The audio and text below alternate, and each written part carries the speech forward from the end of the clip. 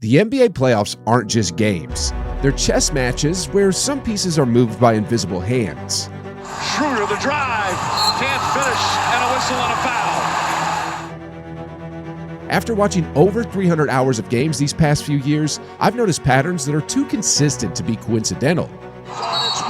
Late whistle, very late whistle. Very late whistle. Why do certain players or teams receive 2, 3, or even 4 times more free throws than their counterparts? Is there a way to overcome these seemingly favored teams? And who will rise to claim the 2024 NBA championship? I'm leaving no stone unturned in today's deep dive, so believe me when I say you won't want to miss a single moment of this. We're starting today's video in the Eastern Conference with a 1-8 matchup as the Boston Celtics face off against the winner of the play-in between the Miami Heat and the Chicago Bulls. This matchup looks to be a clear-cut case. There's been no sign all season that either of these teams have been unfairly favored by the referees. In fact, Celtics superstar Jason Tatum seems to have a particularly challenging relationship with the officials, often drawing technicals for the smallest infractions. Tatum. Holding foul on number 0, Jason Tatum. Further complicating matters for the competition, Jimmy Butler is out for several weeks. However, even at full strength, it's hard to imagine either the Heat or the Bulls, for that matter, posing a serious threat to the Celtics, who won an impressive 64 wins this season, the highest in the league. This series could very well be a display of Boston's dominance. Next up, we have a 2-7 matchup between the New York Knicks and the Philadelphia 76ers. Now, this series features a player who, for reasons unknown, seems to attract fouls like a magnet. Post him. I wonder if that's something they'll try to exploit. Embiid banks it home. Hartenstein went for the steal, got burned, and a chance for a three-point play. Take this statistic, for instance.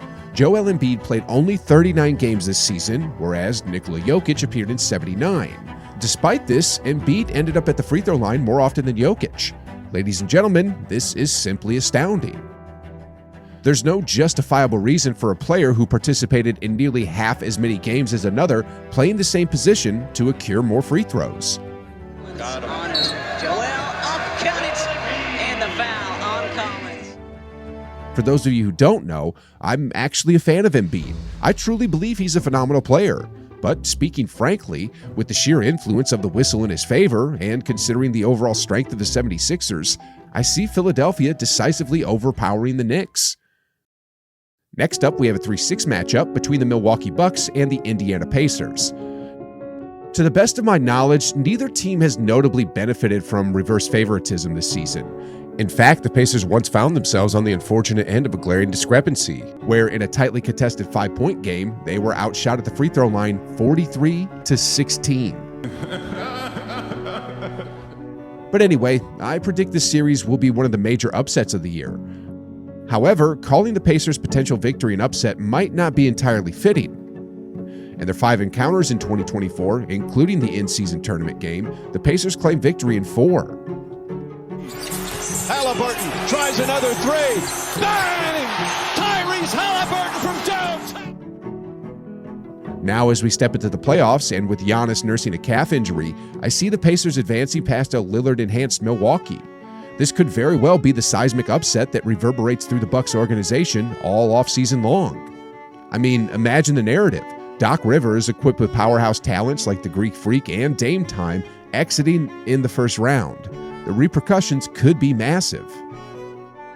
Rounding out the first round in the East, we find a 4-5 matchup with the Cleveland Cavaliers and the Orlando Magic. As far as I could tell, neither team has received notable assistance from the referees, and why would they? Both are smaller market teams without the kind of high-profile stars that typically attract extra attention. In this series, my money's on the Orlando Magic. They're brimming with talent and youthful energy, and their years of playing together have fostered a strong team chemistry. On the floor, number 0. Wendell Carter Jr., nice finish with the left hand. The regular season saw them evenly split matchups with the Cavaliers, winning 2 games each, but when it comes to the playoffs, I believe the Magic have the edge and will take the series. Now let's shift our focus to the Western Conference, where the first round promises to be an explosive display of basketball. We begin with a matchup between the Oklahoma City Thunder and the victor of the play-in game between the Pelicans and the Kings. This one seems clear-cut. Both the Pelicans and the Kings are down key players, Zion Williamson for New Orleans and Malik Monk for Sacramento. Two on Doncic, he got around it, and he draws the foul at the rim, so Luka. Coupled with SGA's knack for drawing fouls and the Thunder's overall superiority, I'm predicting an OKC victory here. However, it's important to point out that although Shea frequently makes trips to the free throw line, the Thunder's wins aren't usually dependent on these efforts, unlike the team in our next matchup, the 2-7 clash between the Denver Nuggets and the Los Angeles Lakers. Predicting this series is no easy task. If officiating were to be completely unbiased, the choice would clearly be the Nuggets. They outclass the rivals in nearly every department. But playing against the Lakers often involves an extra opponent, the referees. Last season, with Jokic and Murray at their best, the Nuggets managed to counteract this challenge. Jokic has to put it up. Falling away, puts it up. Bang! Nikola Jokic! Despite facing a slew of bewildering calls that left every Nuggets player throwing up their hands in disbelief, they still managed to sweep of the Lakers. However, each victory was secured by the slimmest of margins. Jokic just gets it off in time. It's up. Oh, it's good! This year, the Lakers have stepped up their game. Moreover, with LeBron James approaching the twilight of his career, the narrative is too compelling for the NBA to overlook. It's a marketing goldmine. Under fair conditions, I'd confidently bet on the Nuggets any day. But given the additional help the Lakers seem to receive, I'm tipping Los Angeles to win this series and move on to the second round. Now, for those of you who believe that the Lakers don't receive any special treatment from the referees, let's set the record straight. Over the past year, several teams have specifically singled out the Lakers for having an undue advantage. Notably, it's only the Lakers being called out, no other teams. If you're curious about which teams have raised their voices, New Orleans, Golden State, Indiana, and the Raptors immediately come to mind. 23 free throws in the fourth quarter. What are we talking about?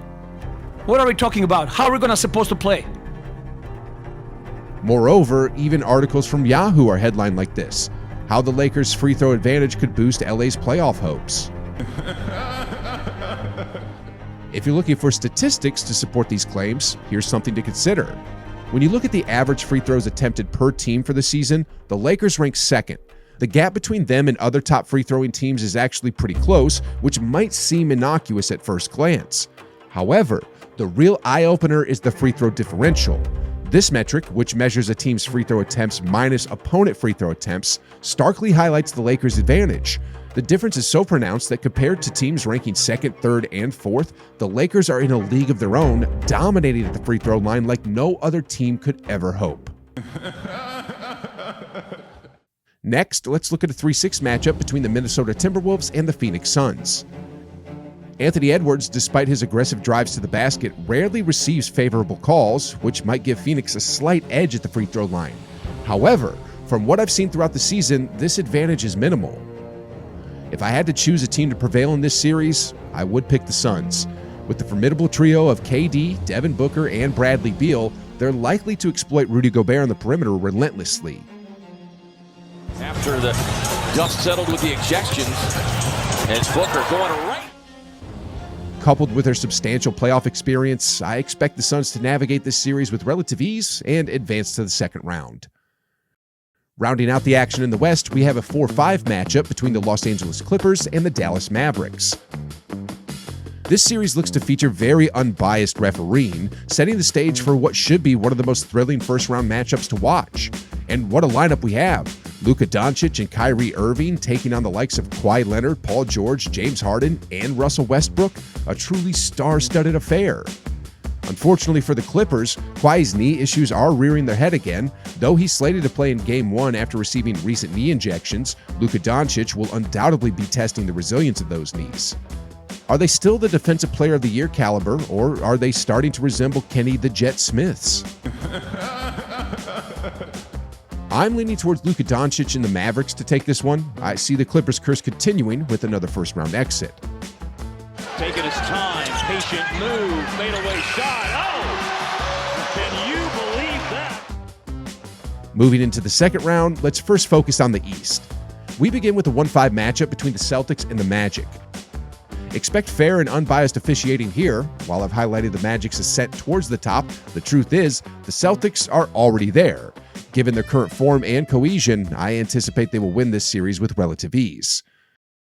Next, we have a 6-7 matchup between the Pacers and the 76ers. Personally, I'm rooting for the 76ers because I'd love to see Joel Embiid advance deeper into the playoffs. However, despite Embiid often receiving favorable calls, if I were to place a bet on this series, my money would be on Indiana. Like the Magic, the Pacers are quickly becoming one of the rising forces in the NBA. Meanwhile, even though the 76ers are already recognized as one of today's premier teams, as a fan of the Troll, I harbor doubts about Joel Embiid's ability to steer his team past a surging contender like the Pacers in the postseason. Big hoop, big hoop. Ooh, that's a big hoop there. This series won't be an easy stroll, far from it, but I see Indiana overcoming the 76ers and setting up a clash with the Celtics in the Eastern Conference Finals. Facing the Celtics, however, will likely be where the Pacers hit a wall. The three-headed snake of Tatum, Brown, and Porzingis, along with key contributions from White, Holiday, and others off the bench, will be too much for Indiana to handle. I predict the Celtics will easily dispatch the Pacers and secure the spot in the NBA Finals once more. Next, let's swing back to the West for the second round. First up, we have a compelling 1-5 matchup between the OKC Thunder and the Dallas Mavericks. This series promises to be a must-watch. OKC boasts a young, rising big three in SGA, J-Dub, and Chet Holmgren, while Dallas features stars like Luka Doncic and Kyrie Irving. In a few years, OKC could very well be a dominant force, but as it stands, they're still on the youthful side. J-Dub is only in his second year, and Chet is just a rookie. Given this inexperience, I believe the Mavericks, with their seasoned leaders, will advance to the Western Conference Finals. Moving on to the other second-round contest, we have a 6-7 matchup between the Phoenix Suns and the Los Angeles Lakers. In this series, regardless of how much the referees might sway the game, I see the Lakers overcoming the Suns. The simple reason? Sheer physicality. Play by AD, LeBron drained down the track. Look out! LeBron James and Anthony Davis will likely employ a strategy of bully ball against Durant, Booker, and Beal. While it won't be a cakewalk, I expect the Lakers to push through and set up a Western Conference Finals showdown with Luka Magic and the Mavericks. This is set to be a phenomenal series, and it might just eclipse the finals in terms of excitement. I mean, Doncic versus LeBron, the student pitted against the master. For those who may not know, Luka grew up idolizing LeBron and modeled much of his game after him. Additionally, it's Kyrie versus LeBron, reuniting the duo that famously overturned a 3-1 deficit in the 2016 finals to win a championship. In a game played on even terms, I'd lean towards the Mavericks, but with the referees potentially tilting the scales in favor of the Lakers, it's a tougher call. Still, surprisingly, I'm going to stick with the Mavericks. I believe Luka has enough magic up his sleeve to outplay both the Lakers and the officiating crew. And while I still consider the Nuggets the strongest team entering the playoffs, I see the Mavericks achieving what the Nuggets couldn't this year, largely because I anticipate the rigorous first two rounds will take a significant toll on LeBron's 39-year-old body and Anthony Davis's chronically challenged back. He is in some discomfort. It might sound surprising, but I'm predicting that Luka Doncic, Kyrie Irving, and the Dallas Mavericks are advancing to the NBA Finals. Sheesh, guys. Celtics versus Mavericks in the finals? Who would have thought? We always saw the potential in the Celtics, but the Mavericks? What an incredible journey for them, especially considering they missed the play-in just last year. Unfortunately, however, I predict that the Celtics will simply be too overwhelming for Mark Cuban's squad. Sure, the Celtics might not be able to completely shut down Luka, but they've proven they can handle Kyrie, much like they did when they swept the Brooklyn Nets a few years ago. They thought things would be different, but a first-round loss. While the Mavericks have indeed beefed up their defense towards the end of the regular season, I'm skeptical about their chances to stifle the Celtics' offense. 2024 will be the year Jason Tatum and Jaylen Brown finally do it. They've been knocking on the door of Larry O'Brien since around 2017, right? It just feels like it's about time they cross that finish line, and I believe they'll do just that this year. What a roller coaster of a ride the 2024 playoffs could potentially be. But did you know that there's a lot at stake for some players beyond just winning the championship? For some, their reputations could seriously take a hit over the next few months. Curious about which players those are and why their brands could suffer? If you want the full scoop, check out this video here where I'll break down everything.